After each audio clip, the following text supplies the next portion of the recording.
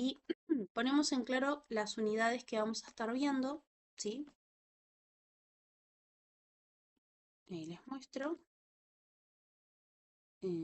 Ahí está. Esto sería nuestro campus. Y fíjense que cuando comenzamos, más allá de que tuvo que cambiar un poquito cuando tocaba cada clase con el cronograma, lo que habíamos dicho es que lo íbamos a comenzar, ¿sí? En vez de la unidad 3, la unidad 4, que es estequiometría y reacciones, y que dentro de esta unidad 4 comenzamos, el gran nombre, o por así decirlo, es estequiometría y reacciones, y después de ahí nosotros vamos a ver casos especiales, o mejor dicho, reacciones puntuales, como son la teoría de formación de compuestos, reacciones ácido-base y reacciones redox, ¿sí? ¿Por qué? Una de las cosas que yo les comentaba es que cuatrimestres anteriores se vio que sólidos, líquidos y gases era mucho contenido para el primer parcial, sumado a lo que ustedes ya habían visto, más allá que sigue el hilo conductor de lo que venimos hablando. Porque, si se acuerdan, la clase pasada, al ver fuerzas intermoleculares, empezamos a ver cómo se explica el estado de la materia, ¿sí? El estado de agregación, a diferentes temperaturas por las interacciones entre las diferentes moléculas o los diferentes compuestos. Pero, por una cuestión de facilidad a la hora de resolver el examen, se vio de cambiar a estequiometría, que es un tema dentro de todo más sencillo en comparación con toda la teoría que se ve en la unidad 3. Entonces, por eso el cambio es 1, 2, 4. En su momento quizás yo me expresé mal y dije 1, 2, 6 porque no me acordaba el número que le habíamos puesto, ya que como reacciones, dentro de todo reacciones se puede ver en diferentes momentos dependiendo del enfoque que se le da. Pero para que se queden tranquilos, serían unidades 1, 2 y 4 las que entrarían en nuestro primer parcial. Y que esto va a ser para todas las comisiones en caso de que tengan que rendir en otra comisión por una cuestión de horarios. Para que se queden tranquilos, tranquilas de que eso va a estar todo bien. Eso, después, no sé si había alguna otra pregunta más. Y bueno, buenas tardes a los que se van sumando. Si me pueden ir poniendo los nombres en el chat, así después les paso.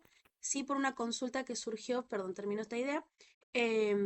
Una consulta que surgió, yo les fui pasando los presentes, pero las últimas 2, 3 clases todavía no las pasé. Así que les figuran como ausentes a todos. Eso quédense tranquilos de que yo en estos días voy a pasarles también todos esos presentes. Y ahí sí, cuando vean que figura todavía ausente, me consultan por si o a mí se me traspapeló o a ustedes en algún momento se me olvidaron de poner el presente en el chat y por eso no los anoté. Va a llegar un punto que más o menos yo ya me voy a acordar los apellidos y voy a saber quién estuvo, quién no. También un poco varía según la participación. Más veo su apellido, más me acuerdo. Pero bueno, eso vamos a ir viendo. Para los que estén sin micrófono, sí, me pueden preguntar por el chat. Sí van a tener que tipear rápido para no perdernos, pero después no hay ningún problema. Y Mica, perdón, habías abierto el micrófono. Sí, quería consultar entonces el parcial 2 quedarían 3, 5 y 6. Sí, ¿Y ya empezamos a ver la unidad 4? ¿O todavía no? No sé a ver la en clase esta clase anterior. vamos a empezar a ver la unidad 4. Ok, gracias, perfecto. No, de nada. Bien, entonces la idea es poder hacer nuestro primer rato de clase con dudas o consultas. Una de las primeras consultas que me hicieron es poder hacer el ejercicio 7, por ejemplo, para ver cómo intervienen las fuerzas intermoleculares en propiedades como son el punto de ebullición y el punto de fusión que habíamos estado hablando la clase pasada. Si hay alguna duda puntual teórica, coméntenla, abran micrófono, manden WhatsApp, manden mensajito por acá y avanzamos. Y si no, vamos con el punto 7 y después si se van acordando de algún ejercicio que no salió o que hubo dudas, lo van poniendo y lo vamos haciendo.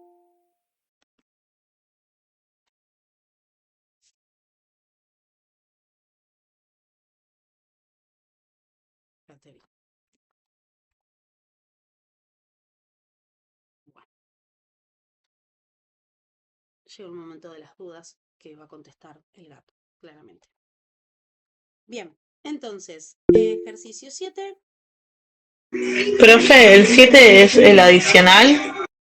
No, 7 del... 7 de la unidad 2, no adicional, que dice dibuje las estructuras de Lewis del dióxido de carbono y del dióxido de azufre y determinar la geometría de ambas. ¿Cuál de ellas tendrá mayor punto de ebullición?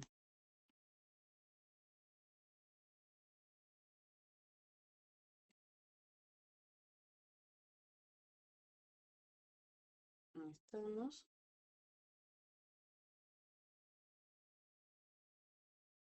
Profe, el 8. Yo no los hice realmente, lo soy sincera. Bien. Explicar por qué dice, dice explicar el propano es un gas y el pentano es un líquido a temperatura ambiente. Eso también es parte de ebullición y... Sí. Porque ahí estamos viendo, claro, porque usted acaba de decir que un líquido necesito más fuerza a un gaseoso y acá me salió con, justo la 8 es igual. Claro, porque ahí lo que vos te compara, en vez de hablar de punto de ebullición o punto de fusión, te está diciendo a temperatura ambiente, uno ya está en estado gaseoso y el otro está en estado líquido. ¿Sí?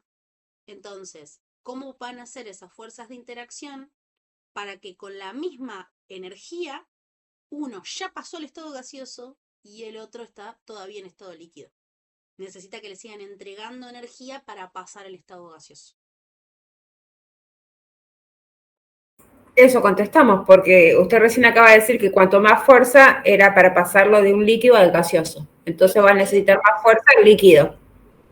Claro, en realidad va a tener menos fuerzas el líquido, o sea, va a tener más fuerzas el líquido, por eso hay que entregarle más energía. Lo que pueden hacer es tratar de predecir la molécula y van a ver que se explica un poco de los casos que habíamos hablado en la clase pasada.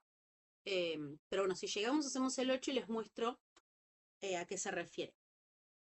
Bien, entonces el 7 nos pide comparar geometrías moleculares del dióxido de carbono y del dióxido de azufre. Bien. Genial, Miguel. Algo para adelantar, como ya veníamos haciendo varios ejercicios donde estaba presente, o ejemplos, donde estaba presente el dióxido de carbono, ya habíamos visto que la Lewis del dióxido de carbono era este, ¿sí? 2 dobles enlaces con oxígeno. Ahora, en el caso del azufre, ¿sí? Que no lo hicimos, pero es muy similar a una molécula que ya hicimos. El azufre, ¿cuántos electrones de valencia tiene? 6. 6. ¿Y el oxígeno? 6. También. Bueno, nuestro átomo central va a ser el azufre, porque siempre es... Acá mi tabla Pero periódica. el oxígeno es por 12, son 12. Claro, el aporte que dan todos los oxígenos va a ser en total 12, porque tengo 2, por lo tanto voy a tener 18 electrones totales para repartir. Profe, yo en el dióxido de carbono, yo le hice una rayita y alrededor le hice el enlace, un enlace y alrededor le puse los 6 átomos. O hay que hacerlo así con 2 enlaces. Y hay que ver si te alcanzan los electrones y cuál va a ser nuestra estructura más estable. Ah, Entonces, en el caso del azufre, haciéndolo el paso a paso, así lo confirmamos. El azufre es el átomo menos electronegativo, por lo tanto va a ser el central. ¿Sí? Recordemos, el azufre tiene una electronegatividad de 2,5, el oxígeno de 3,5. Ponemos los oxígenos a los costados. Y nuevamente proponemos un simple enlace para cada uno. Por lo tanto, voy a tener 4 electrones comprometidos en el enlace, o mejor dicho, 2 pares de electrones enlazantes. Eso nos deja 14 electrones para repartir. Completamos primero los extremos. Cada oxígeno está teniendo 2 electrones, así que le está faltando 6 para terminar el octeto. Así que 12 usamos para pares de electrones libres del oxígeno. Y me quedan 2 electrones para que el azufre complete octeto. Pero el azufre tiene 4. Con 2 no le alcanza. Entonces acá está la propuesta que dice Patricia de decir, bueno, por 1 le hago un doble enlace.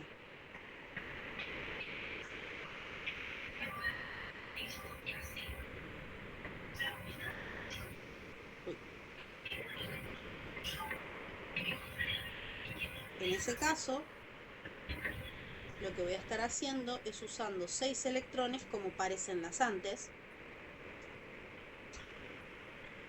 quedándome 2 electrones para repartir. Borro, así queda bien.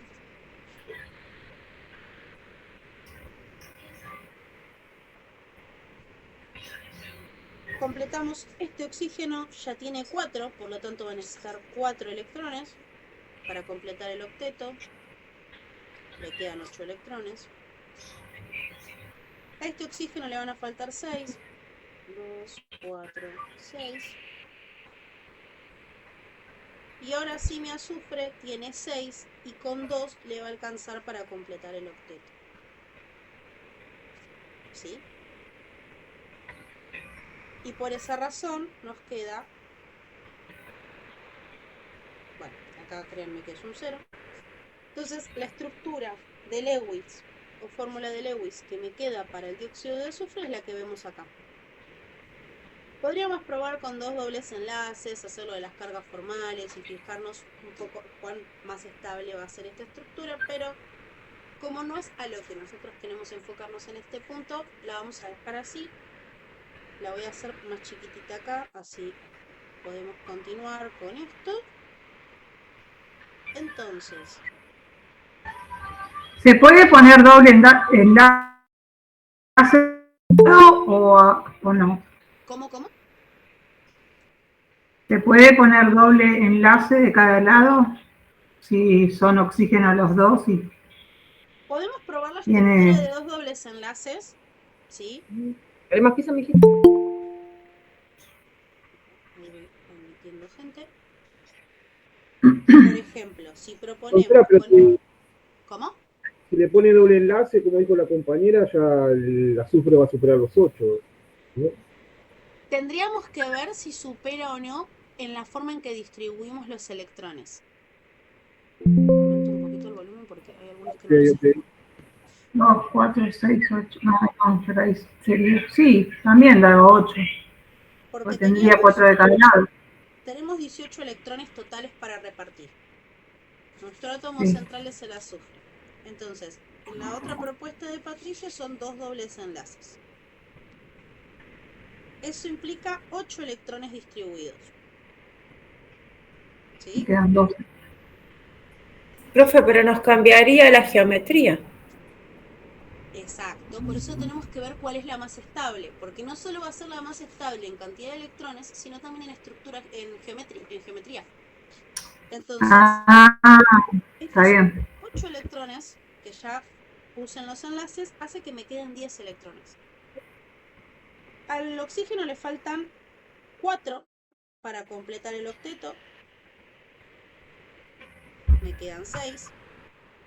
Al otro oxígeno le faltaban 4. Me quedan 2. Pero el azufre ya está completo. O sea que en esta estructura me sobrarían 2 electrones. Claro, está bien. ¿Sí? Ya no sería lineal. En realidad no sería estable. Entonces por Claro. eso ya no cumple los requisitos que nosotros necesitamos para las... Está bien, ya entendí. Ahí está, ya entendí. Por eso. Pero Vale. igual estaba buena la pregunta porque esto que vimos de lo de la carga formal era otra de las formas para ver si la estructura que yo estoy proponiendo de Lewis es estable o no. A ver, vamos a lo concreto. Nosotros tenemos estas estructuras para predecir lo que se ve. Entonces, o lo que se sabe. Entonces ustedes lo único que saben es que la molécula que te están presentando es azufre oxígeno 2. Y que encima, desde lo experimental, se dice que los dos enlaces son iguales. Entonces, lo más lógico de pensar es lo que dice Patricia, de que los dos enlaces son iguales. ¿Por qué va a distinguir un oxígeno del otro? Después vimos en lo que es estructuras de resonancia que una de las propuestas es esta, y se van intercalando. Entonces se dice que en lo inmediato se va rotando de uno a otro, ¿sí?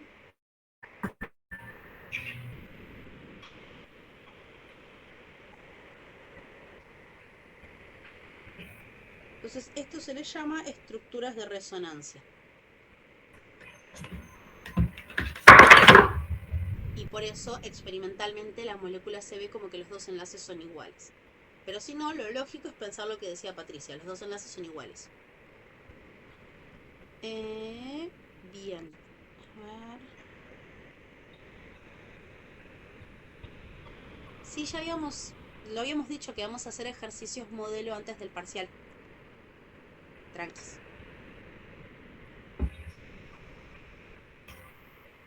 Bien.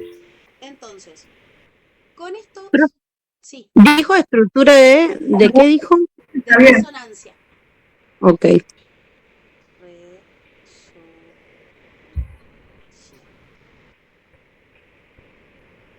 ¿Sí? Bien. Ahora, con estas estructuras vamos a poder hacer la geometría, ¿sí? En el caso del dióxido de carbono, que ya estamos cansados de verlo, lo tenemos hasta en la sopa, ya habíamos visto que la geometría electrónica era lineal y la geometría molecular también, porque tenía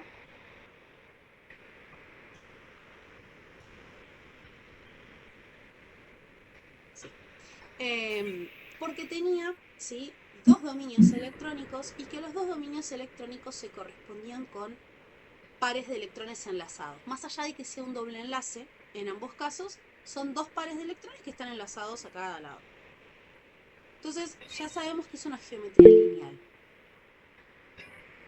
Y que eso nos llevaba a ver que era una molécula no polar. ¿Sí? Profe, perdón, ¿cómo había dicho el modelo parcial? No llegué a escuchar. Que van a tener ejercicios Ah. de modelo de parcial, que tranquilos que los vamos a ver.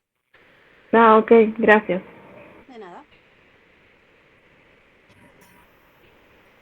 Bien, entonces, teníamos una molécula no polar. Y que fuese no polar hacía que qué fuerzas intermoleculares iba a haber entre estas moléculas. London. Exacto, de dispersión o fuerzas de London. Ahora, en el caso del azufre, borramos una estructura de resonancia para que tengamos más espacio. Total, son lo mismo. ¿Cuántos dominios electrónicos tengo? 2. 3. 3. Porque tenemos el doble enlace, el simple enlace y el par de electrones. Tengo 3 dominios. Bien, entonces, al tener 3 dominios, ¿qué geometría electrónica le corresponde?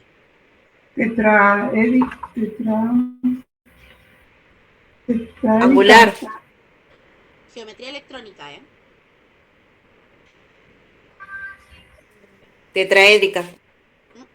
Tetraédrica era de 4. Trigonal no es. Trigonal plano. Triangular. Trigonal plano es. Trigonal plano. Trigonal. Recuerden, tetraédrica como regla memotécnica, piensen en el tetrabric, que es un cuadrado, piensen en 4.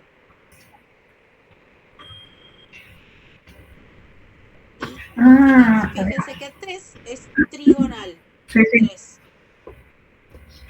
Las geometrías Sí, electrónicas sí. son más sencillas. La molecular empieza a ser un poco más intenso porque tienen que acordarse cuando tienen un par de electrones, cuando no, etc.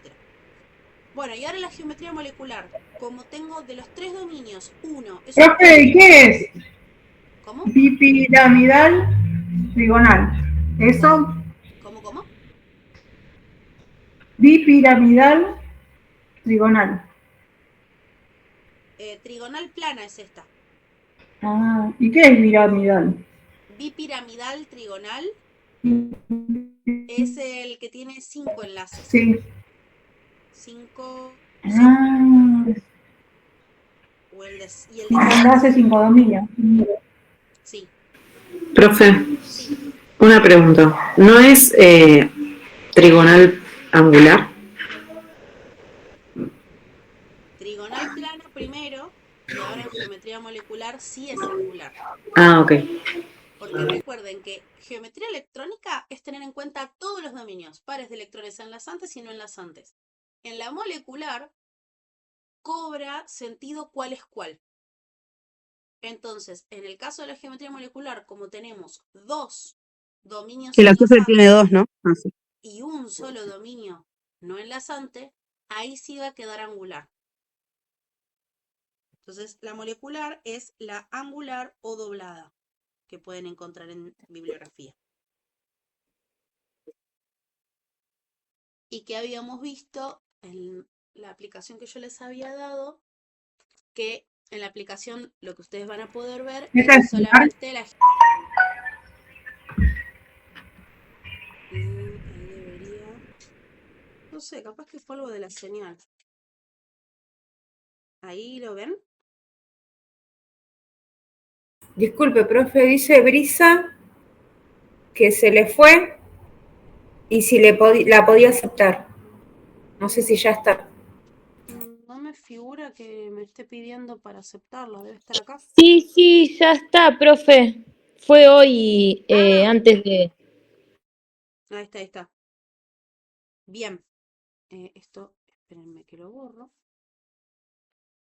Pero fíjense que el azufre... a ver, ahí.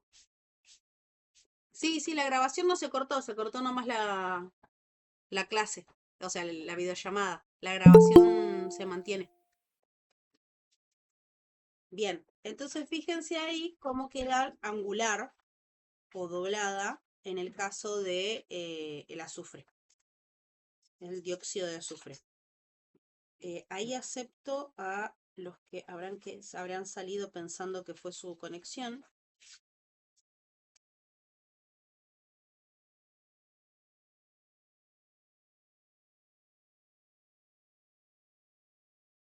Admitir.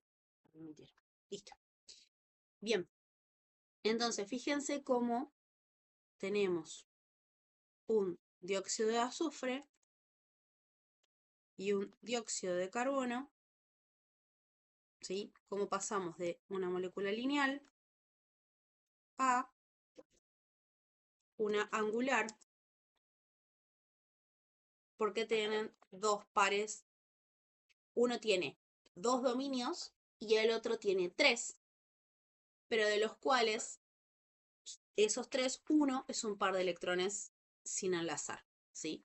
Entonces, en ese caso tenemos una angular.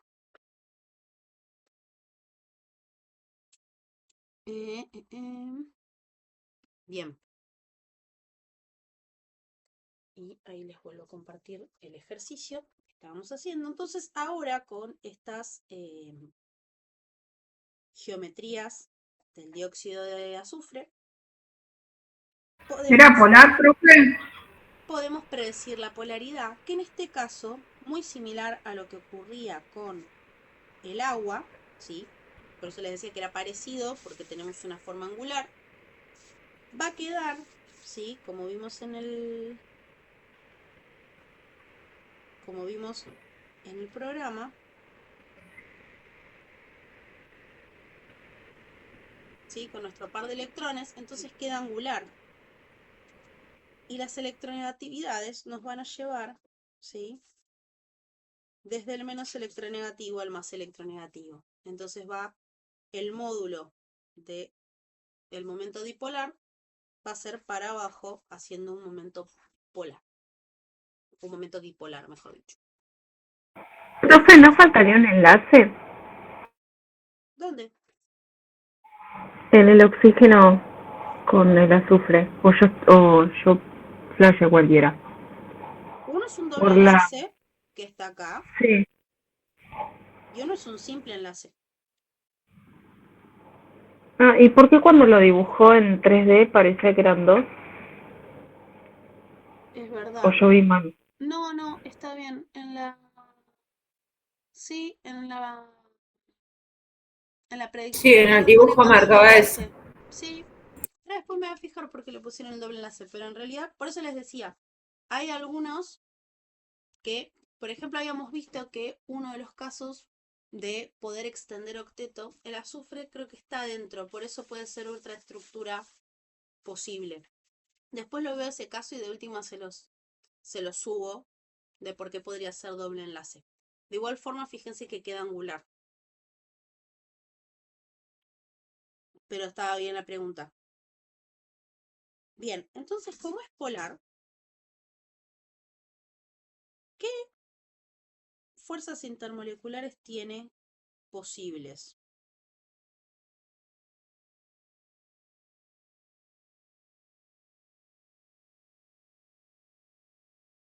El dióxido de azufre. ¿Qué fuerzas intermoleculares va a poder? London es fija. London es fija. Muy bien. Si algo les tiene que quedar claro es que London es fija. ¿Algo más al ser polar? Y el dipolo, dipolo. Dipolo. Exactamente.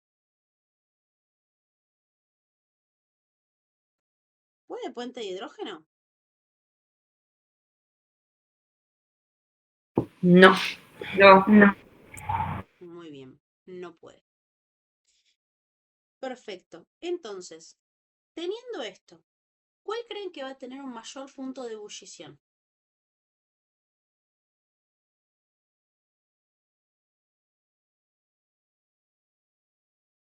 El dióxido El de dióxido de azufre. El dióxido de azufre. Este va a tener mayor punto de ebullición y este va a tener menor punto de ebullición. ¿Por qué? Porque a mayor fuerza intermolecular, o sea, a mayor cantidad de interacciones no covalentes o fuerzas intermoleculares, mayor va a ser la energía que yo le voy a tener que entregar. Y habíamos visto que en fuerza, ¿sí? O sea, cuál era más fuerte la interacción que otras, habíamos visto que dipolo-dipolo es más fuerte que London, ¿sí? Principalmente porque London depende del tamaño. Y como son moléculas pequeñas, acá London va a ser bastante similar, entonces ahí va a ganar el hecho de tener dipolo-dipolo. Y para sumarle a esto, le vamos a poner el dato que el punto de ebullición del dióxido de carbono es, que ya les digo, lo tenía por acá, el punto de ebullición es menos 57 grados, por eso el dióxido de carbono lo tenemos en estado gaseoso. Ahí se los anoto, menos 57 grados Celsius. Y en el caso del dióxido de azufre,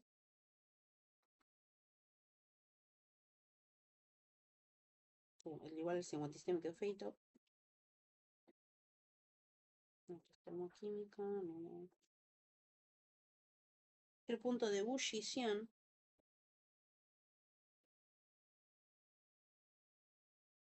a ver.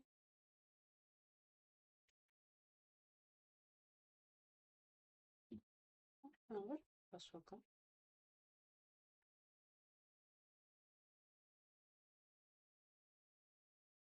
Sí, está bien. Listo. El punto de ebullición del dióxido de azufre es menos 10 grados. ¿Cómo saca el punto de ebullición, profe? No se saca, eso lo buscás en bibliografía. hay tablas o bibliografía donde vos podés buscar. Ok.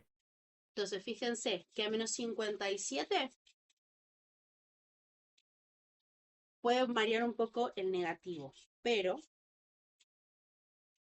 a menos 50, o sea, menos 57 grados, el dióxido de carbono pasa, ¿sí? Mientras que el dióxido de azufre recién en menos 10 grados. ¿Sí, Micaela? O sea que nosotros, por ejemplo, tendremos que saber si es menor, si tiene menor punto de ebullición o mayor, pero no tenemos que saber la cantidad exacta. Exactamente. Ok. Yo les doy el dato para que el verdadero créanme que lo podemos predecir y lo Gracias. contrastan con los datos. Pero en realidad ustedes a lo que apuntamos es que puedan predecir cuál va a ebullir primero y cuál va a ebullir después por las fuerzas intermoleculares que aprendieron. Y, profe, ¿siempre va a ser entre un polar y no polar? Para que sea más fácil. Puede ser entre un polar y no polar, puede ser entre dos polares, pero que tengan puente de hidrógeno y el otro no. O si es entre dos no polares, que uno tenga mayor tamaño y el otro no. Pero Cuando es dipolo-dipolo, ¿siempre es menos de ebullición? siempre que haya dipolo-dipolo va a ser mayor punto de ebullición. Ah, mayor. Ahora, pero otra vez, depende contra quién lo esté contrastando, como preguntaba una de las compañeras. En Claro. este caso, como es un polar y un no polar, de base los polares van a tener mayor interacción. A menos que el no polar sea una estructura enorme, como el aceite, ¿sí? Sí. Que el aceite nosotros lo vemos desde la vida real, el agua ebulle antes que el aceite. Claro. Pero porque ahí las London del aceite son muchísimo más fuertes porque son estructuras mucho más grandes y London ahí va ganando cada vez más fuerza. Y tienen otras cositas más que no nos vamos a meter nosotros, pero fíjense que siempre va a depender de con quién lo estemos comparando. Que es como el caso del 8 que preguntaba una de las compañeras. Y con eso ya terminamos esto y pasamos a la próxima. Que en el ejercicio 8 nos piden comparar, ¿sí? O explicar por qué el propano, ¿sí? Es un gas, a temperatura, esto todo a temperatura ambiente. El propano es un gas y el pentano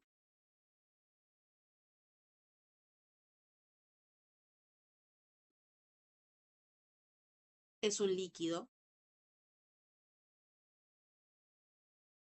a temperatura ambiente, ¿sí?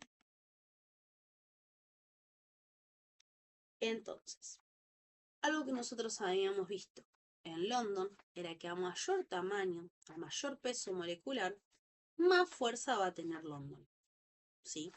Entonces, casi que ni haciendo, ¿sí? La estructura, podemos explicar por qué. Yo igualmente les muestro las estructuras, no estamos acostumbrados a hacer estructuras que tengan más de un átomo central. En este caso el propano es una cadena de carbonos, ¿sí? Interaccionando con hidrógenos. Profe, ¿Sí? dijo a mayor peso molecular, mayor peso va a tener London. Mayor importancia va a tener London, exactamente. Ok, gracias. De nada. Mientras que el propano es lo mismo, pero con 5 carbonos.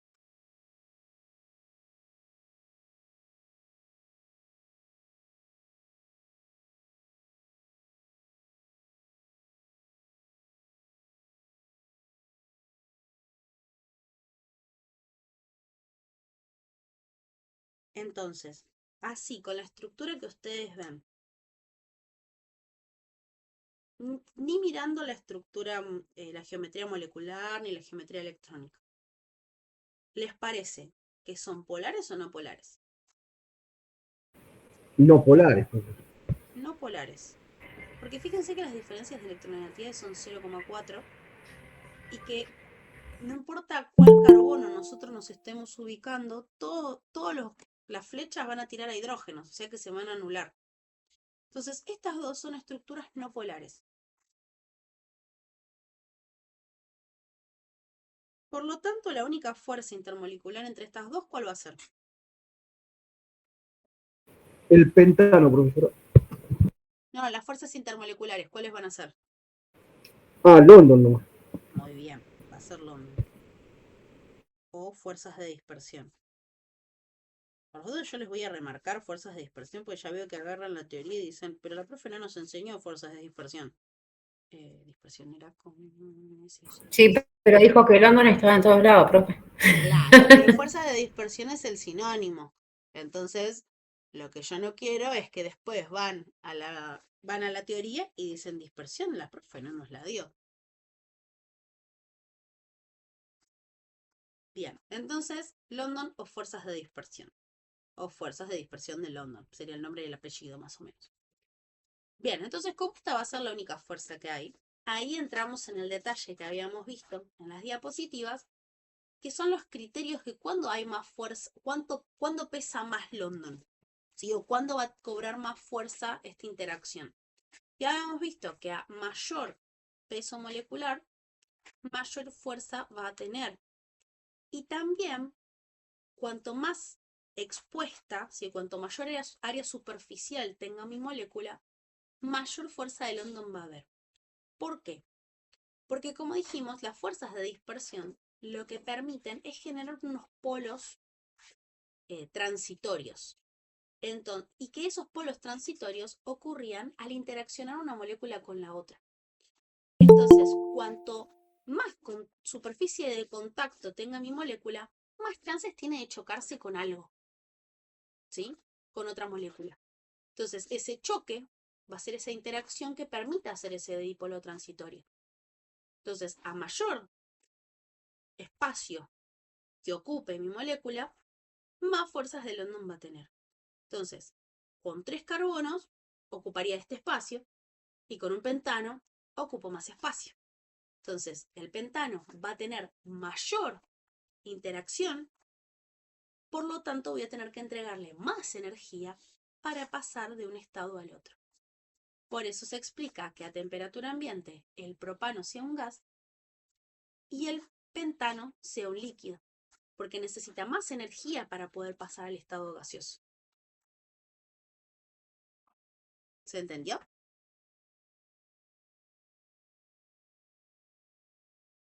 Buenísimo. Entonces, vieron, este es uno de los casos en donde estamos en presencia de dos... Profe, ¿lo puede repetir? Así lo anoto. ¿Cómo? ¿Lo puede repetir así lo anoto bien? Sí, no hay problema. Y de paso contesto esto que pregunta una de las compañeras. En este caso, que son dos moléculas que presentan la misma fuerza intermolecular, miramos London, ¿sí? Y los criterios de mayor fuerza, ¿sí? De London, va a ser a mayor peso molecular y a mayor área superficial, mayor va a ser la interacción. Y entonces, a mayor interacción, más energía yo le tengo que entregar para pasar de un estado de agregación al otro. Gracias. De nada. Profe, una pregunta. Me parece que no está grabando. ¿Sí estoy grabando? ¿No está grabando? Sí. Meet no deja grabar hace un montón, así que lo grabo con una aplicación aparte. Por eso ustedes no pueden ver que Meet está grabando. Ah, está bien. Perdón. No, no hay problema, no hay problema. Para los que cursan hace bastante virtual, antes Meet dejaba grabar, pero bueno, después se puso la gorra y hubo que grabar por otros medios. Termino de contestar a Berenice y te abrimos, Jessica. ¿Qué otro factor tendríamos que fijarnos? Este sería en el caso de dos no polares donde la única que comparten es London, entonces tenemos estos criterios. Ahora, cuando tenemos dos polares, lo que vamos a tener en cuenta por un lado es, si solo tienen dipolo-dipolo y las dos tienen dipolo-dipolo, lo que te vas a tener que fijar es la diferencia de electronegatividad, es decir, el momento dipolar total. Que por eso hay un ejercicio en la guía, que no me acuerdo si es el adicional o de la guía, me parece que es del adicional, donde comparan cuál va a tener un mayor o menor momento dipolar. Y eso tiene que ver con la electronegatividad la diferencia de electronegatividad en los enlaces. Que cuanto más electronegativo sea, mayor va a ser el momento dipolar y mayor va a ser la interacción. Ahora, si después dentro de los polares tenés un caso en el que tienen dipolo-dipolo y el otro tiene puente de hidrógeno, y ahí va a ganar por sobre todas las cosas el puente de hidrógeno. Y después cuando tienen dos compuestos que tienen tienen puente de hidrógeno, lo que tienen que ver es cuántos posibles puentes de hidrógeno tienen. Por ejemplo, no, yo para sacarse las dudas, pero no le vamos a dar un ejercicio así de violento, pero por ejemplo, el agua,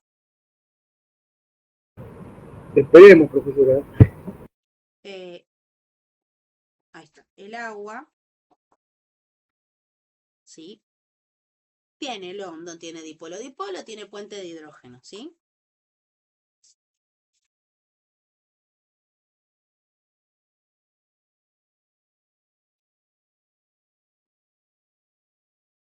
No me acuerdo si no lo tienen como adicional o como un ejercicio medio teórico. Ah, buenísimo, Jessica. Y por ejemplo, una molécula muy sencilla, el metanol.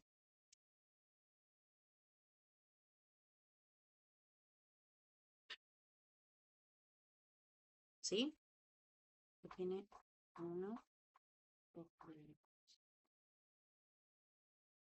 ¿Sí? Esto, quédense tranquilos, no va a pasar. Pero también este es polar, tiene London, tiene dipolo-dipolo y tiene puente de hidrógeno.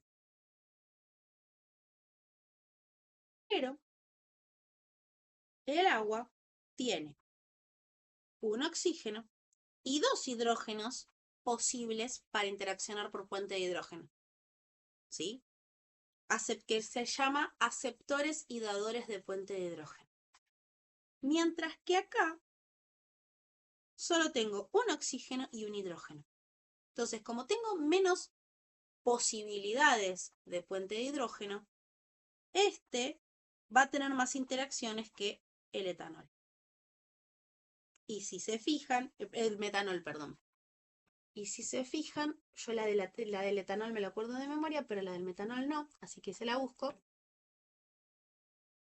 Pero nosotros ya sabemos de base que el agua, el punto de ebullición es 100 grados. Y el metanol es se le usa para los autos también, que va a tener punto de ebullición bajo, ¿no? Ay, te escucho re bajito, ¿cómo? Que el metanol tiene punto de ebullición bajo, porque creo que lo usan en los autos para andar también a ese. Sí, justo por su composición es inflamable, o sea que tampoco tratamos de someterlo mucho a calor, pero este tiene un punto de ebullición de 65.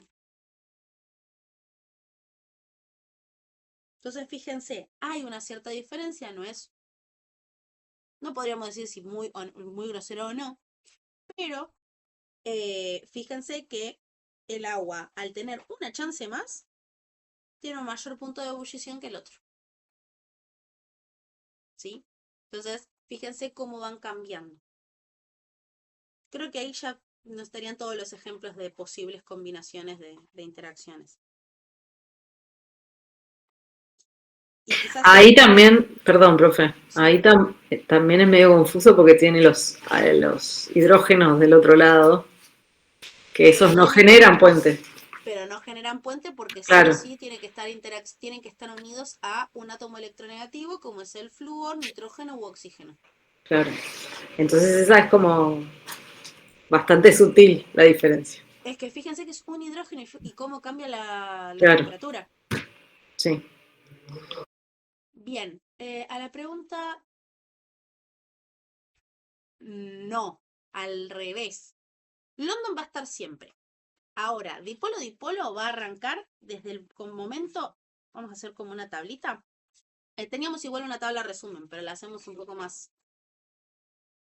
Primero que vamos a poder explicar si nuestra molécula es polar o no polar. Ahora, si es no polar, London. Y a lo sumo, si interacciona con algún polar, puede tener un dipolo inducido. Pero esto, sí y solo sí, interacciona con un polar.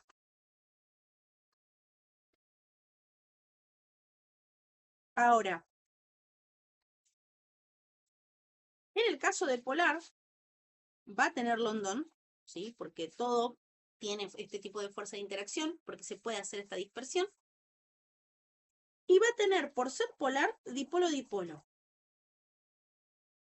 Porque de base del ser polar tiene dos polos. Entonces, si yo tengo una molécula polar, es decir, piensen en un imán, ¿sí? Siempre damos el ejemplo de los imanes porque es lo más cotidiano que tenemos de polos y de atracción. Entonces, el imán de base siempre tiene su polo positivo y su polo negativo, ¿sí? Entonces, si yo tengo dos imanes, sí o sí, el polo positivo va a interaccionar con el polo negativo. Entonces, eso es un dipolo-dipolo. Un dipolo interacciona con otro dipolo. Entonces, ya que yo tenga dos moléculas polares juntas, hay un dipolo-dipolo.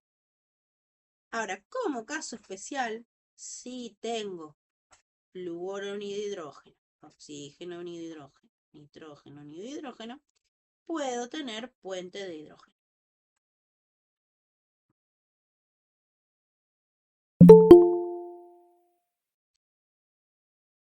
¿Sí? Esto sería más o menos unas preguntas que ustedes se harían. Después está lo del caso de los iones que habíamos hablado, son fuerzas electromagnéticas que interaccionan entre ellos y que como tienen cargas positivas y cargas negativas, esas pueden interaccionar con los polos que se formen en las polares o inducir, como si fuese un dipolo, a las no polares. Pero es una interacción muy bajita. Por ejemplo, yo no lo probé, no sé si lo probaron y no sé si tampoco quieran probarlo, la solubilidad de la sal en el aceite. No estamos para gastar aceite. Pero no es lo mismo disolver sal en el agua que sal en el aceite, ¿sí? En cuanto a Profe, disolución. perdón, ¿qué dice abajo de dipolo? ¿De cuál dipolo? Inducido. Inducido. Gracias. Sí. Bien. Bueno, entonces avanzamos con la teoría para que no se nos haga tan largo. Igualmente, hoy arrancamos y vamos a ir viéndolo de a poco. Estequiometría puede ser un tema, no sé si la palabra no es complejo, pero sí nos vamos a ir de lo teórico que veníamos haciendo a un poco más numérico. Entonces, para los que entraron en este tipo de carreras porque les gusta la matemática, van a decir, sí, para esto vine. Y los que no son muy copados con la matemática, van a decir, ah, se me complicó. Pero les juro que son cuentas muy sencillas, ¿sí? Así que... Y aparte, creo que es una parte bastante entretenida porque empezamos a entender cómo se forman los compuestos, cómo interaccionan. Y lo que preguntó Franco es una ley fundamental. Siempre hay que hacer balance primero.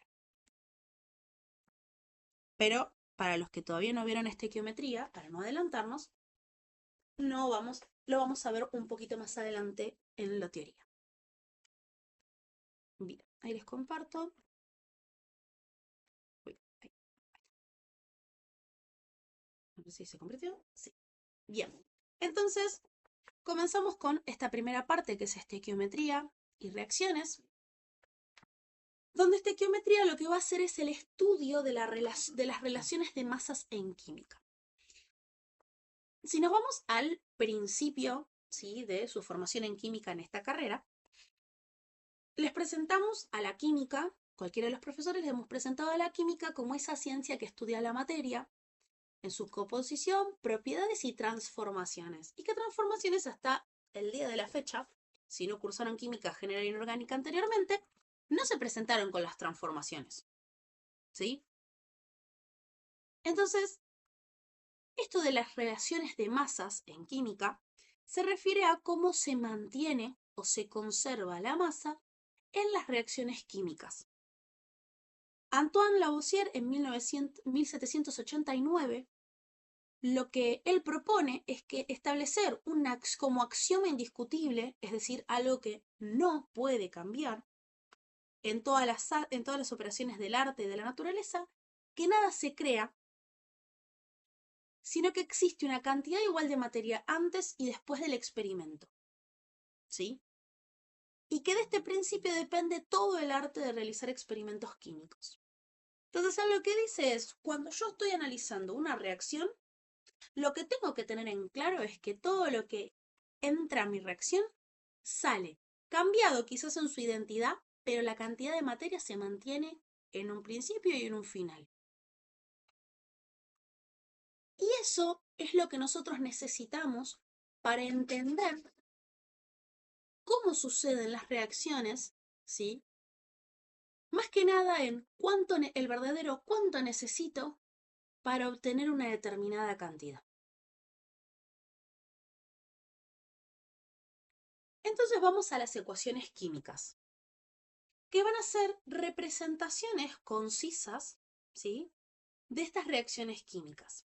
Entonces ya yo les dije ecuaciones y si no eran muy fan de la matemática, ya no gustó. Más si no eran fans de las ecuaciones.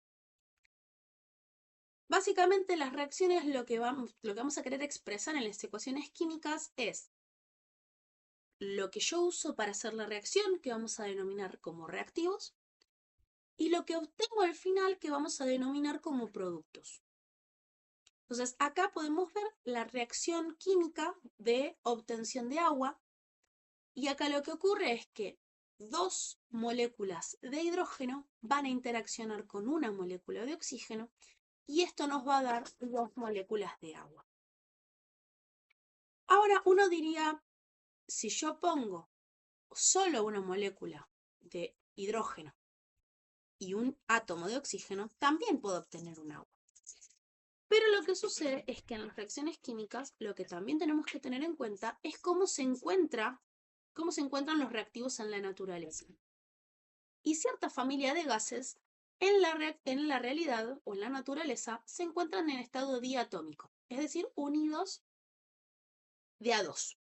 El oxígeno es uno de los componentes las moléculas que vamos a encontrar mayoritariamente diatómico, que sin ir más lejos, este oxígeno es el que nosotros respiramos, ¿sí? O mejor dicho, el que aprovechamos dentro de la mezcla de gases que respiramos. No me salía la palabra. El hidrógeno también lo respiramos, pero en pocas cantidades, o sea, lo tenemos en el aire.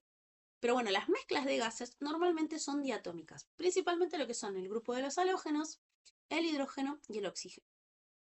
Por eso es que está diatómico.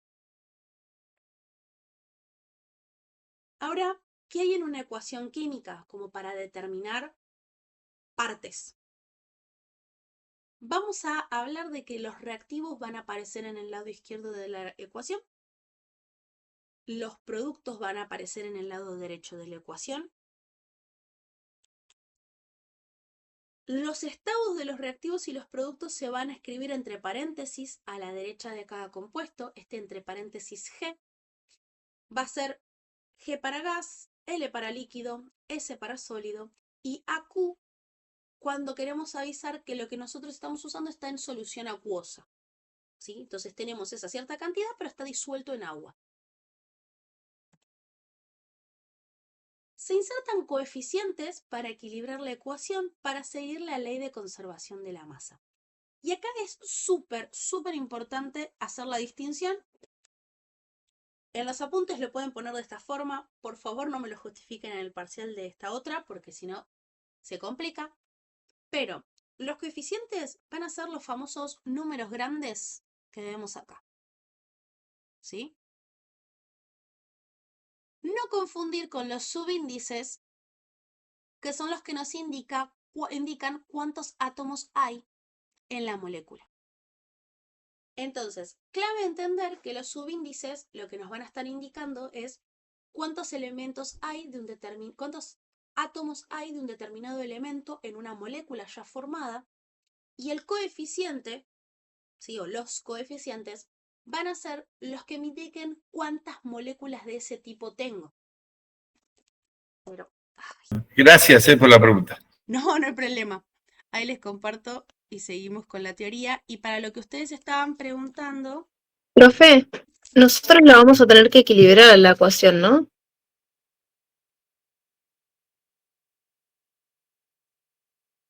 Bueno.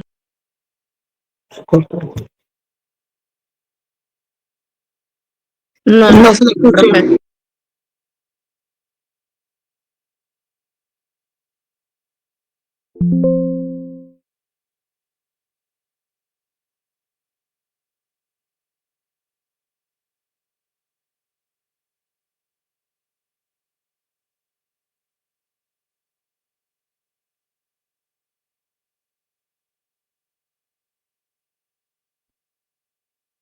listo. Ahí me deberían escuchar, ¿no? Perfecto, sí.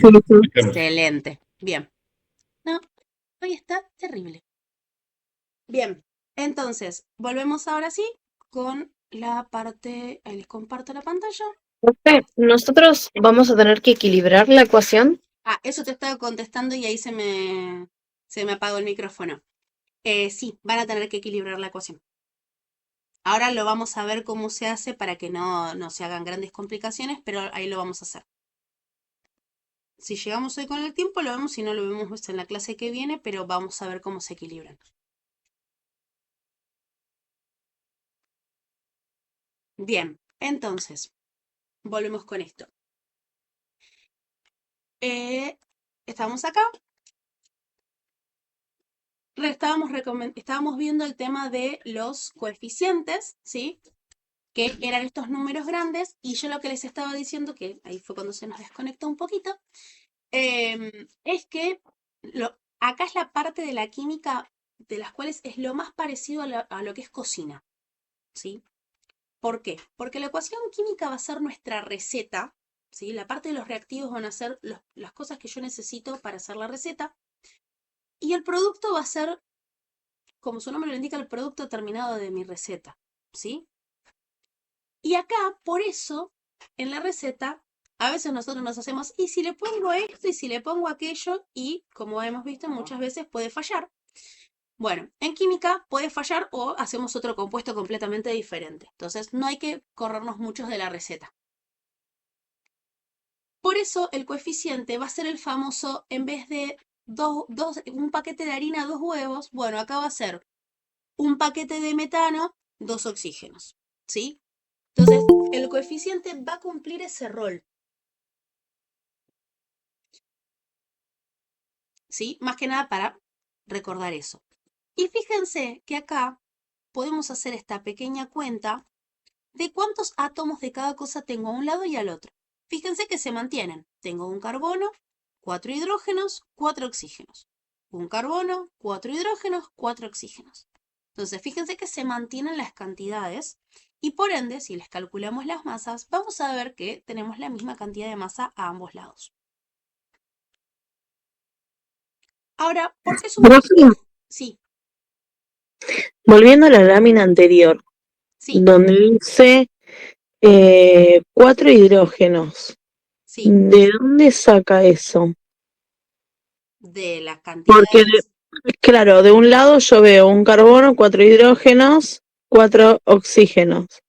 Sí. Ahí va. Ya entendí, tenemos un 2 adelante. ¿Listo? Exactamente. Eso hay que tener mucho cuidado y está bien que lo pregunten. Ese coeficiente afecta a toda la molécula. Entonces, si yo digo que tengo 2 aguas, voy a tener 2 hidrógenos de un agua, 2 hidrógenos de la otra. Gracias, profe. De nada. Igual fíjense que están buenas esas preguntas porque van a servirnos para más adelante. Ahora, ¿por qué sumamos los coeficientes en lugar de cambiar subíndices al equilibrio? Algo que suele ser un error súper común. Aunque usted no lo crea, es un error súper común. Porque le vamos a estar cambiando la identidad.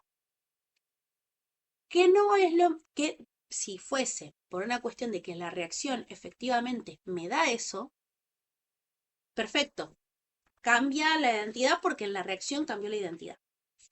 Pero si me dice, me falta un oxígeno para terminar de equilibrar la molécula, no puedo transformar un agua a un peróxido de hidrógeno, ¿sí? Fíjense cómo el agregado de un 2 como coeficiente me implica que en vez de una molécula tengo 2 moléculas de agua.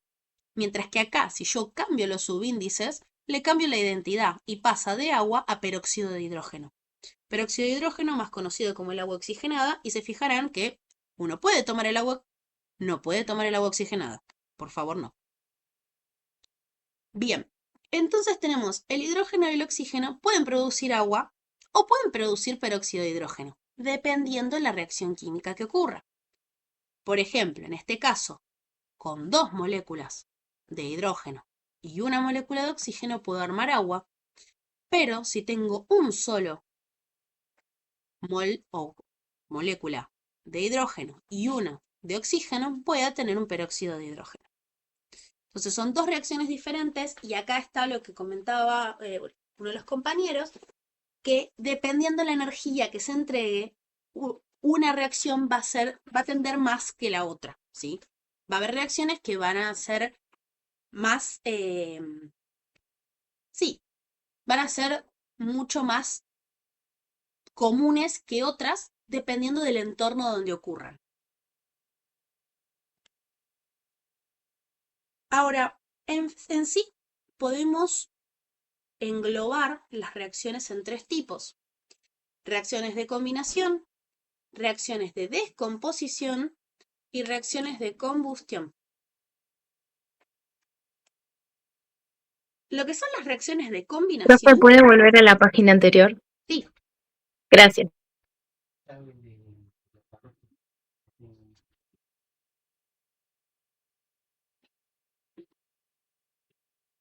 Gracias, profe. a ver, un segundito, ahí va, listo. Bien, en el caso de las reacciones de combinación, ¿sí?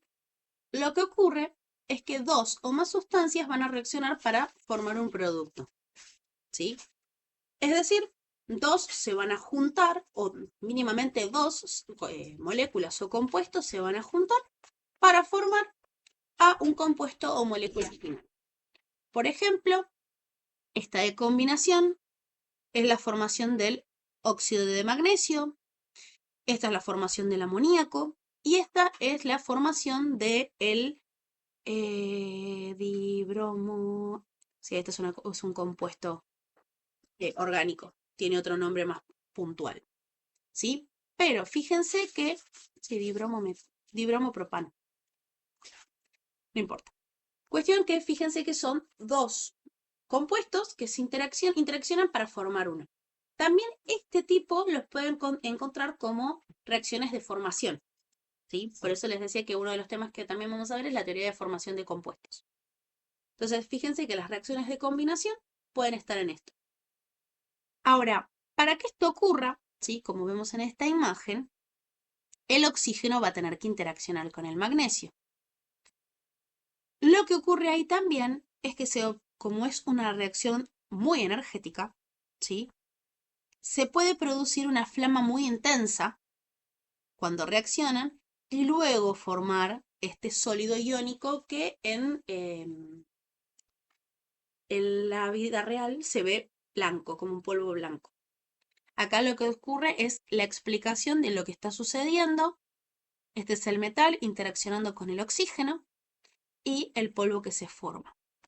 Esto, si les gusta a los piromaníacos, esto ocurre cuando se oxida un metal, ¿sí? Pero hay metales que son más reactivos que otros, principalmente lo que es el grupo 1 y grupo 2, las reacciones de magnesio y de sodio con oxígeno son muy reactivos al punto de que, por ejemplo, explotan. De hecho, el sodio metálico se tiene que guardar en solventes que no tengan oxígeno disuelto, porque si no, almacenado ya explotaría. Detalles. En el caso de las reacciones de descomposición, como su nombre lo indica, es una reacción en la que una sustancia se va a descomponer en dos o más sustancias. Entonces, fíjense acá como el carbonato de calcio, que es uno de los componentes que nosotros conocemos como el sarro, se puede descomponer en óxido de calcio y dióxido de carbono. Después acá tenemos otros tipos de sales, ¿sí?, que se transforman en sales más sencillas.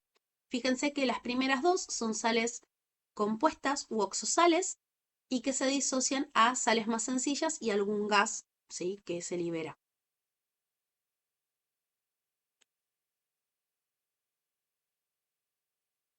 Después en lo que... A ver...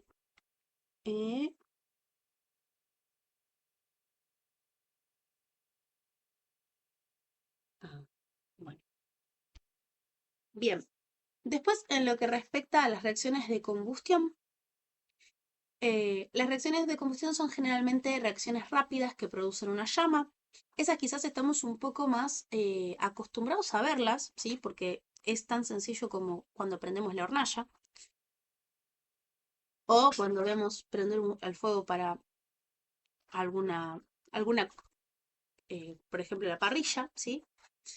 Acá, por ejemplo, tenemos el caso del metano que está interaccionando con el oxígeno y que la particularidad de las reacciones de combustión es que suelen implicar oxígeno en el aire como reactivo, ¿sí?, y lo que generan como producto es dióxido de carbono y agua, o en caso de que la combustión sea completa, sucede esto. Ahora, si lo que ocurre es una reacción incompleta, lo que se genera es monóxido de carbono, ¿sí? Entonces, ¿qué sería? En vez de carbono, oxígeno 2, es carbono, oxígeno solamente. Está ahí tipo de reacciones. ¿Dudas? ¿Consultas? No, por ahora no. Bien.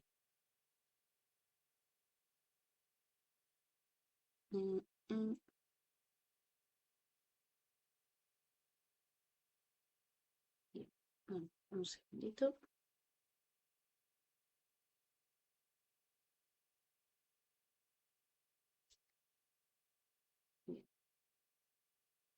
Bien, entonces, con esto, hasta ahora veníamos hablando de relaciones moleculares o de compuestos. Hasta ahí todos amigos.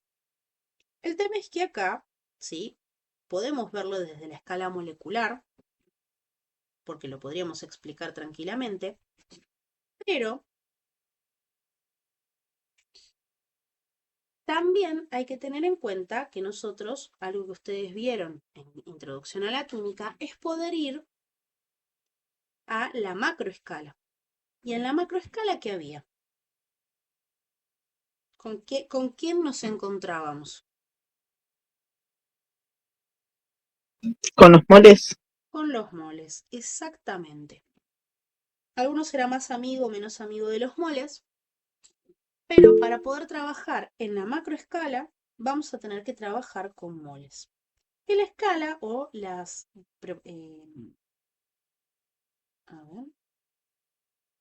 proporciones van a afectar igualmente, solo que como nos pasaba cuando ustedes pasaban de moléculas a moles o de átomos a moles. La proporción va a ser la misma, solo que en una vamos a estar trabajando con gramos y en el otro vamos a estar trabajando con UMAS. A la pregunta de Leandro, sí, el coeficiente afecta a toda la molécula.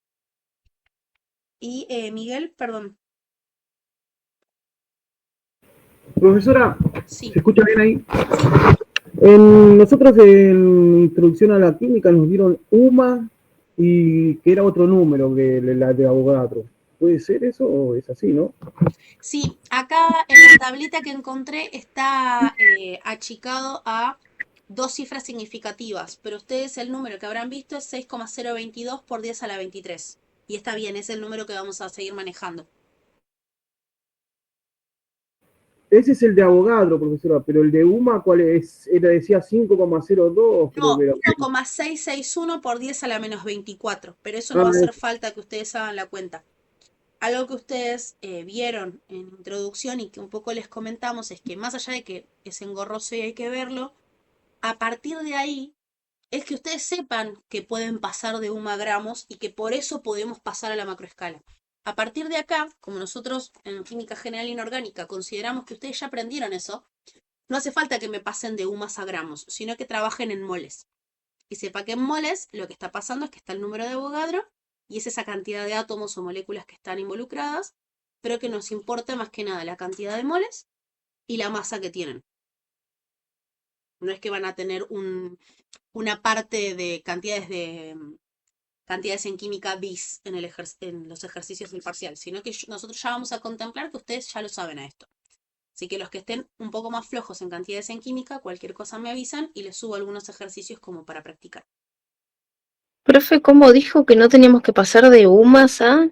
O yo escucho mal. Claro, no tienen que hacer el pasaje de UMAs a gramos, sino que lo más probable es que yo les presente una ecuación y que ya les diga que están en moles. O sea, que ustedes ya tienen que trabajar con moles y saber lo que son. Y profesora, otra pregunta. O sea, la única diferencia es el número, que era 1,66 y el otro 6,02 por 10 a la 23. No es la única diferencia, son flores y peras. O sea, son dos cosas diferentes.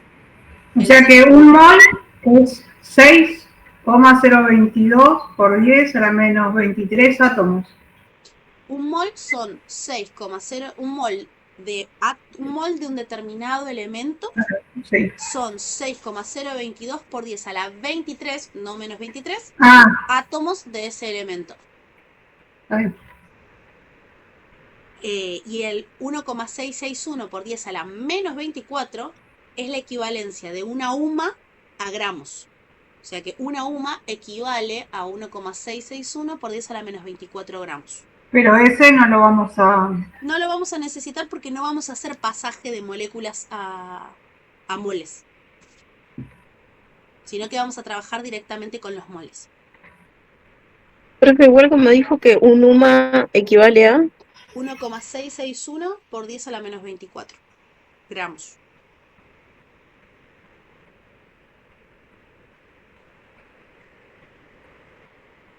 Bien. Entonces, las relaciones de moles, ¿sí? 10 a la 24, profe, ¿no? Perdón. 10 a la menos 24. Un mol de átomos, iones o moléculas, vamos a ver que contiene el número de Avogadro de esas partículas. Entonces acá hacemos el ejemplo de cuando estamos en presencia de un mol de nitrógeno atómico, un mol de nitrógeno molecular, plata, iones de plata y cloruro de bario, ¿sí? Ahí tienen algunos ejemplos de cómo está distribuido en iones, átomos y moléculas dependiendo de lo que estoy analizando. Entonces, para lo que es un mol de átomos, iones o moléculas va a ser 6,022 por 10 a la 23 de lo que sea que estamos analizando. Y un mol de moléculas o unidad de fórmula contiene el número de Avogadro multiplicado por el número de átomos o iones de cada elemento en el compuesto. Es lo que nosotros veíamos de las relaciones atómicas que hay en una molécula, eso mismo llevado a 6,022 por 10 a la 23 veces.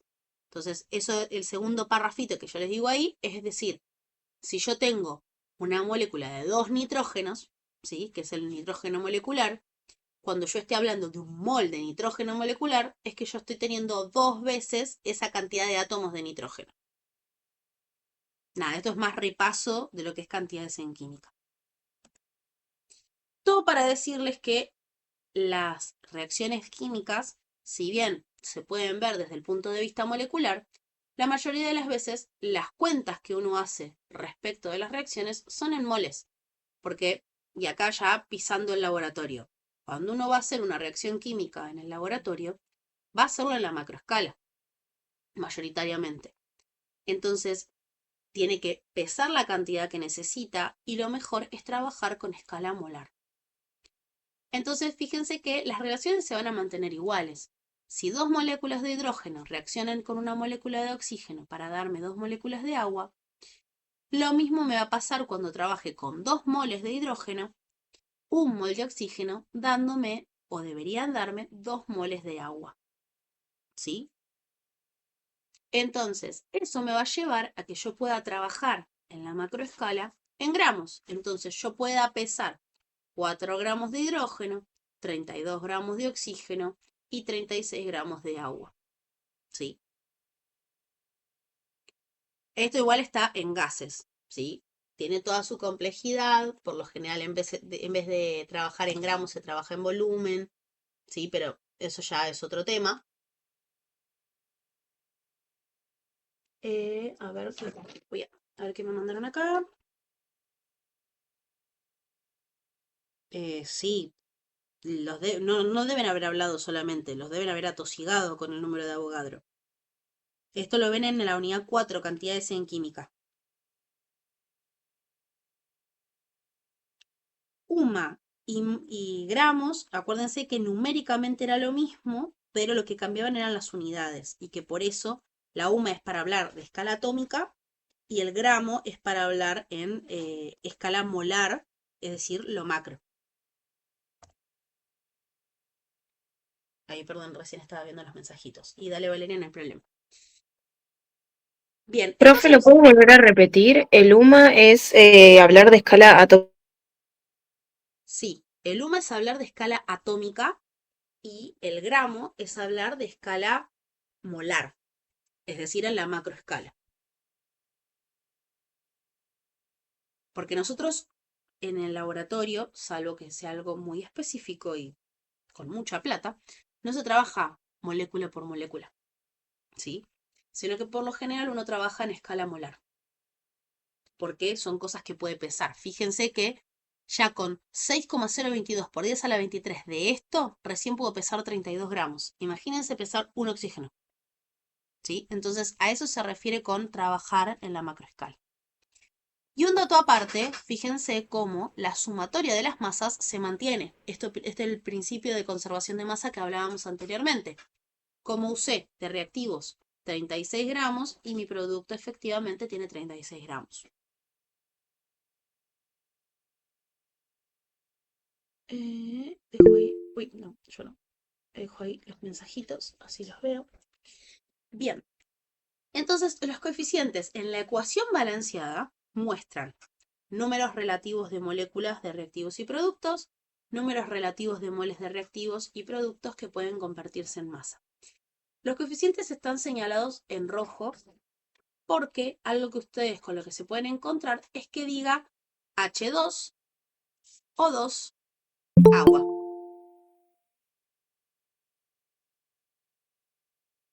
Ahí está. Entonces, de esta forma, ¿sí? Lo que nosotros vamos a tener es que esto que preguntaba uno de los compañeros al principio, balancear las ecuaciones.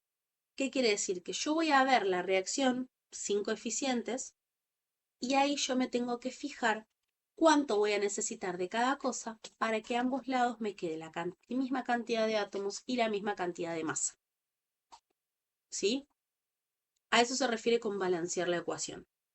Que me quede balanceada, ¿sí? Que me pese lo mismo a ambos lados de la reacción. Ahora, para los cálculos estequiométricos, ya vimos, en esta introducción a la química, ¿sí? En la introducción a la química me quedó el me sobra, ya hemos visto en la introducción a la química cómo convertir de gramos a moles o de moles a gramos. Profe, ¿sí? perdón, dijo que balancear la ecuación era igualar el peso en las dos.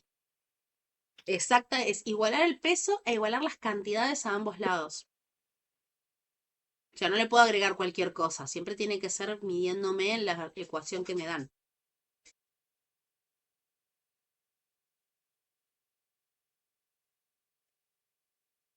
Bien. Entonces, en lo que son los cálculos estequiométricos, como les decía, el nuevo cálculo es cómo comparar dos materiales diferentes usando la relación molar de la ecuación balanceada. Entonces, lo que nosotros vamos a ver es, primero, gramos de la sustancia A, ¿sí? Para una ecuación, gramos de la sustancia A, usar la masa molar de A para calcular la cantidad de moles de sustancia de A. ¿Sí? Por ejemplo, ¿cuántos gramos de agua se pueden producir a partir de 1 gramo de glucosa? Si la fórmula es glucosa, ¿sí? Este es C6, carbono 6, hidrógeno 12, oxígeno 6, que está en estado sólido. Este tiene que reaccionar con 6 moléculas de oxígeno y con eso me va a dar 6 moléculas de dióxido de carbono y 6 moléculas de agua. Entonces, yo tengo esa ecuación, ¿sí? Esto es muy lo que puede pasarles en una situación de laboratorio, en una situación laboral. Le dan una determinada reacción y le dicen, bueno, vos para poder hacer esa reacción tenés esto. Bueno, imagínense que dicen, bueno, ¿cuántos gramos de agua se pueden producir si yo te doy 1 gramo de glucosa? Mándate al laboratorio y te dejo la ecuación acá, fíjate cuánto te va a dar. Entonces, para empezar, nosotros vamos a tener 1 gramo de glucosa, ¿sí? Entonces, el primer paso es, si yo tengo todo en moles, en mi reacción, pasar lo que tengo de glucosa a moles. También se puede hacer la inversa, pasar lo que tengo en la ecuación a gramos. Después, cuando ustedes estén más cancheros con las moléculas, con las reacciones químicas, ahí ustedes van a ver cuál es la situación que los deja más tranquilos y les permite resolver más rápido el ejercicio. Entonces, Profe, sí, perdón, en ese caso sería, por ejemplo, si un mol es tanta cantidad de glucosa, ¿cuántos serían, no sé, 12 gramos de glucosa? ¿Sería algo así? en este caso tenés Que 1 sería gramo. como- Así que literalmente sería, si un mol de glucosa, que acá tenemos, es 180 gramos, 1 gramo de glucosa, ¿cuántos moles son? Con la regla de 3 sale, si no también se puede hacer con esta cuenta que les pongo acá. Pero si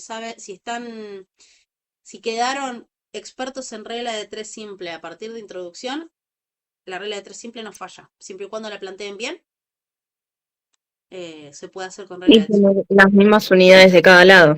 Exactamente. Con ese criterio se puede hacer. Ok, Entonces, gracias, profe. de nada. Por ejemplo, si ustedes tienen que hacer esa cuenta, si un mol son 180 gramos, 1 gramo de glucosa, ¿cuántos moles son? Momento de sacar la calculadora.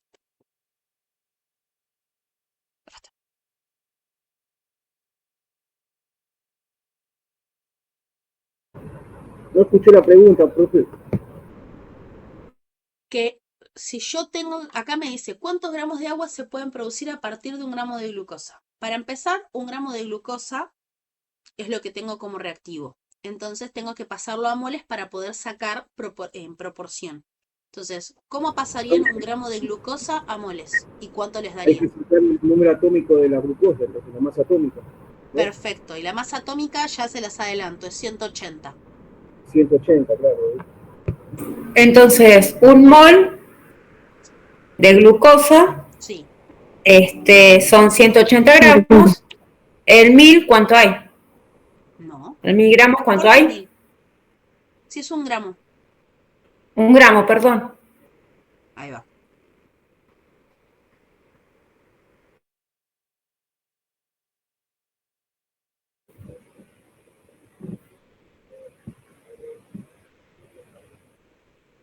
Exactamente, 0,0, sí, 0,005555 o como puso Franco, 5,55 por 10 a la menos 3. Bien, esa es la cantidad de moles que ustedes tienen. ¿Sí? Tengan cuidado con los criterios de redondeo, las cifras significativas, etc. Hasta ahí, bueno, Andrea eligió 3 cifras significativas, Franco 2 cifras significativas, pero con notación científica. Cualquiera de las dos está bien, el criterio entre 2 a 3 cifras significativas está. Bien.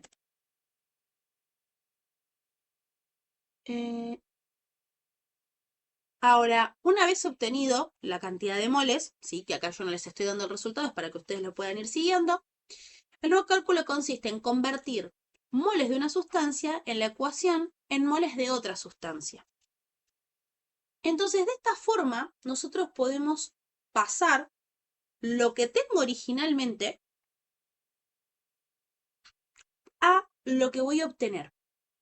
¿Qué quiere decir? Yo acá, en la ecuación que ustedes leen, con 1 mol de glucosa, ¿cuánta agua puedo producir? 6, profe. 6 moles de agua. Entonces yo tengo una relación 1:6.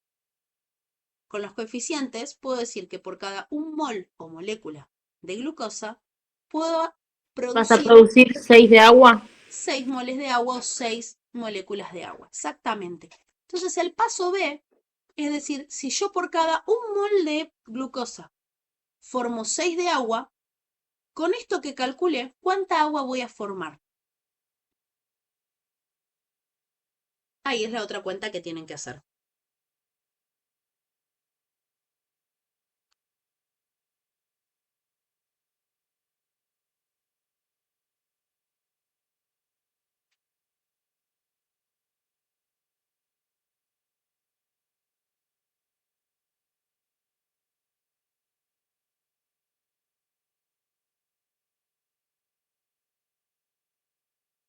¿Cuánto les da?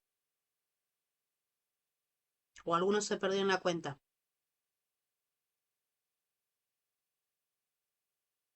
Yo me perdí, profe, no sé si lo puede explicar de nuevo. Sí. Yo hasta acá, si no, banquen que lo comparto acá.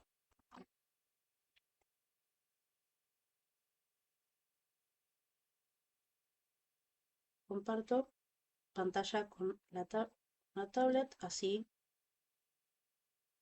Bueno, ahí deberían poder verlo.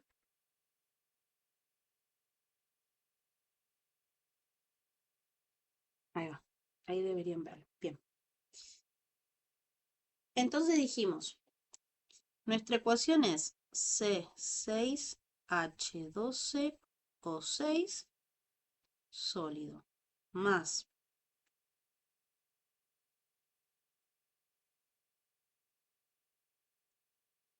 C de oxígeno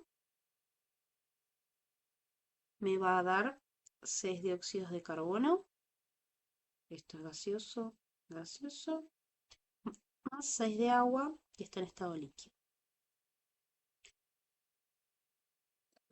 Bien, hasta ahí nosotros lo que habíamos hecho fue calcular que si por cada 1 mol de la glucosa tengo una masa de 180 gramos, 1 gramo cuántos moles iba a ser, que me dijeron que era 5,55 por 10 a la menos 3 moles. Profe, arriba dice 6 hidrógeno 2, oxígeno. Carbono 6, hidrógeno 12, oxígeno 6. La misma fórmula que vimos recién. Ah, porque tiene 2, no 12. ¿Dónde? En el último. No, porque eso es hidrógeno. Esto es la glucosa. Esto es el oxígeno gaseoso. El dióxido de carbono. Y esto es agua.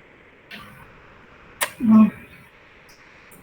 Profe, si no me perdí, son 10,8 moles. Bien, vamos entonces a la cuenta.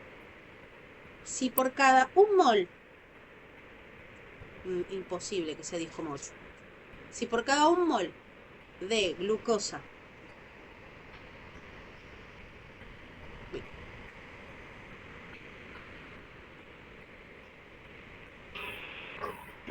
formo 6 moles de agua con 5,55 por 10 a la menos 3, ¿cuántos moles de glucosa voy a tener? Esto va a ser 5,55 por 6. 0,033. 0,033. Exactamente. 0,033. Lo había visto igual en el chat que varios me habían puesto, pero como había algunos... Igual yo lo hice tomando el 0,005.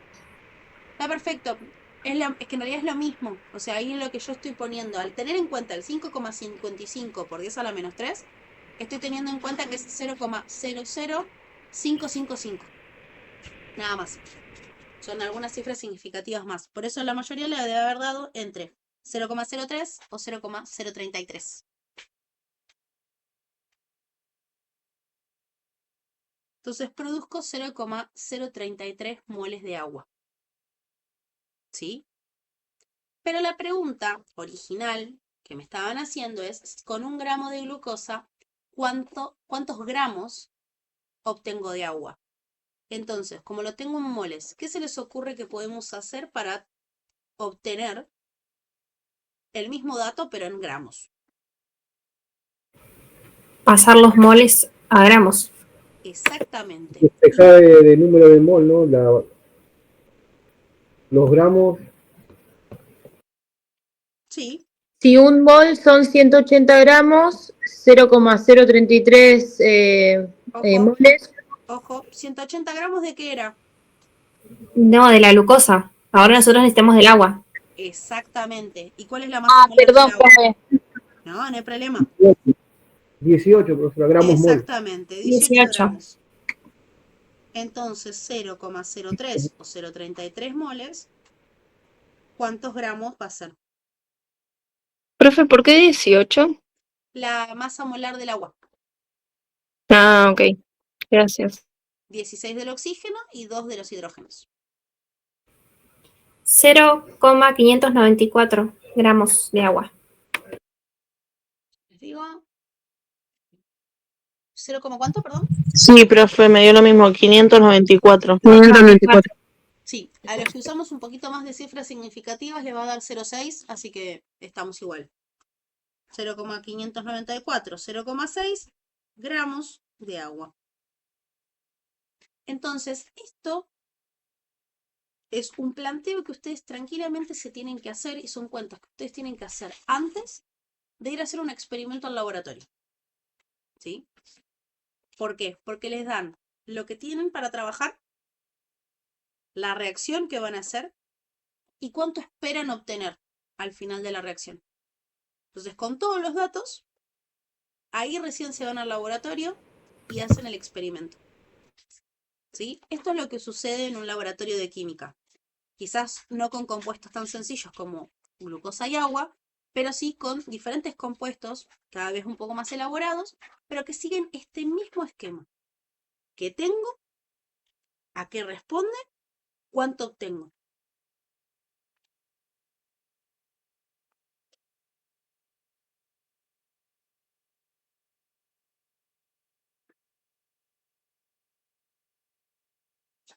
Bien, entonces, ahora... Profe, borró lo anterior porque quería ver una cosita nomás, para que esté copiando. Perdón, ¿qué cosa? Si ya borró lo anterior porque me faltaba copiar algo que estaba justo copiando. Ay, perdón, ¿qué era? La ecuación que hizo todo la regla de tres simple. Ahí paso la foto al grupo. Ah, dale, si sacaron la foto, genial. Bueno, porque iba a sacar fotos, porque no llegaba a copiar. Ah, listo, listo. Buenísimo. Bien, entonces ahí comparto. Pasen al grupo tranquis.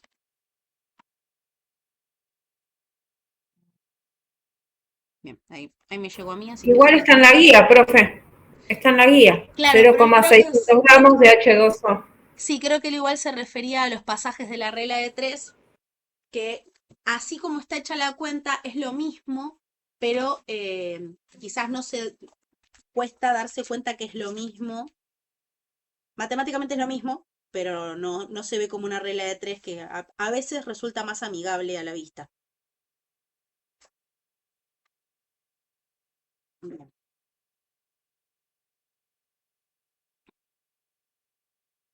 Bien.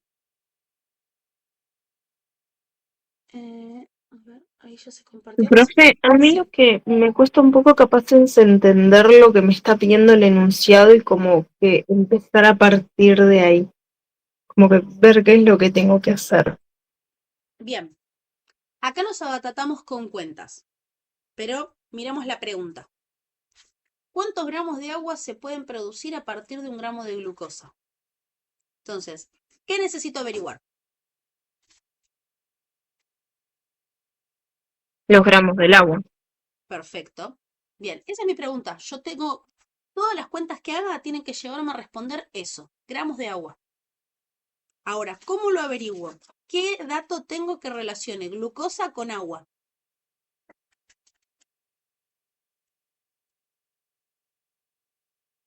El 1 gramo de glucosa. ¿Qué relaciona los gramos de agua con los gramos de glucosa? 1 gramo de glucosa con 6 gramos de agua, ¿no? ¿Cómo? Mol de glucosa con 6 moles de agua. Perfecto. ¿Y de dónde sacaste ese dato? De la reacción química, dice un... Exactamente. Entonces, en este tipo de ejercicios, primero es ¿qué me pide? ¿Qué tengo? ¿Y qué me relaciona lo que tengo con lo que necesito? Y que eso va a ser las ecuaciones químicas.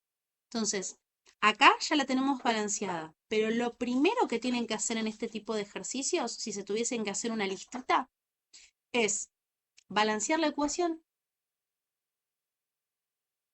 ver qué me piden.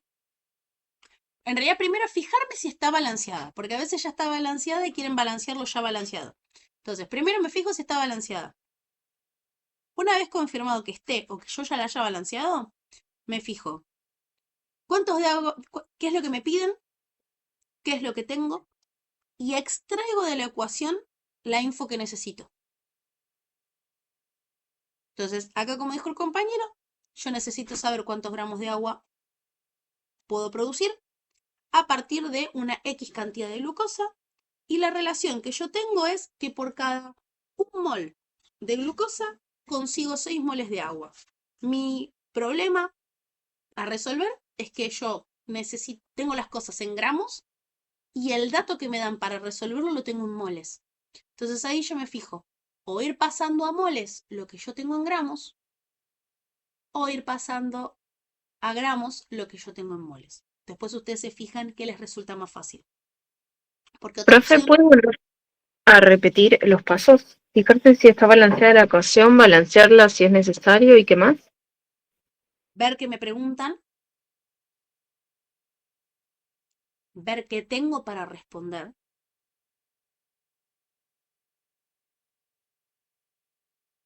y qué dato me da la ecuación que me relacione esas dos cosas.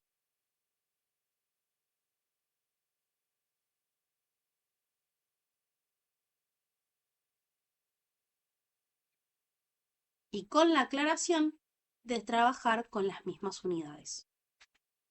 ¿Sí? Que creo que ya como, ¿cómo se dice? Ya casi como flashes de Vietnam les debería pasar por haber pasado por cantidades en química en donde no podían mezclar UMAS con moles, gramos con moléculas, etc. Bueno, acá lo mismo. ¿Sí? Gramo con gramo, moles con moles. ¿Sí? Moléculas con moléculas, átomos con átomos. Tener mucho cuidado con las unidades. Sí, editaré las partes en donde se accidenta todo, pero sí está siendo grabada. Bien, a ver cómo venimos de tiempo. Bueno, bien, hasta ahí llegamos con reacciones. Nos quedó que es algo que lleva su tiempito, entonces lo vemos la primera parte de la clase que viene. Igual tienen las diapositivas, así que las pueden ir leyendo, que es la parte de reactivo limitante y reactivo en exceso.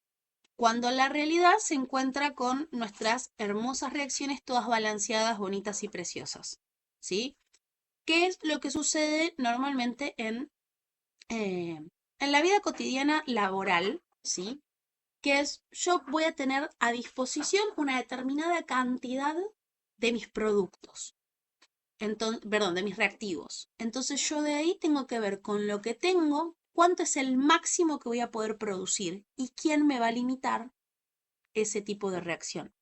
Repásenlo, léanlo y lo vemos bien la clase que viene, ¿sí? Porque si no va a ser mucha info.